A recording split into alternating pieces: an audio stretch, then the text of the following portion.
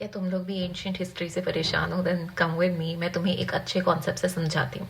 So whenever हम लोग बात करते हैं सेंट्रल एशियन टाइज की, क्योंकि ये मुझे बहुत डिफिकल्ट लगता था, तो सुनो, सबसे पहले हमारे इंडिया में कौन आया? These were the people who were the Greeks. ठीक है, अब ये जो लोग थे ये बैक्ट्रिया नाम की एक जगह के थे, तो हम लोग इनको बैक्ट्रियन ग्रीक्स भी कहते हैं, और we also call them Indo Greeks. अब ये जो ग्रीक्स हैं, इनमें जो सबसे इंपॉर्टेंट इंसान था या जो सबसे इन्फ्लुएंशियल लीडर था, दैट वॉज मीनांडर, जिसको हिंदी में we also call him Milind.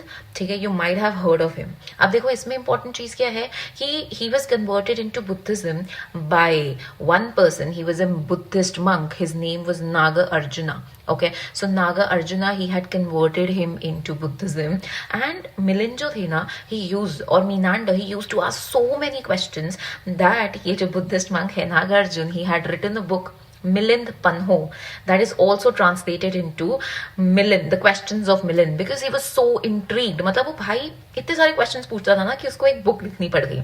So this can be a very probable question in the prelims. Now इसको कंटिन्यू करते हैं, और सबसे पहले आए हमारे Greeks. After them we have the Sakas. Okay, अब ये जो हम लोगों के साकास आए ना, इनमें सबसे इन्फ्लुएंशियल जो हम लोगों का लीडर है, that has been Rudra Daman.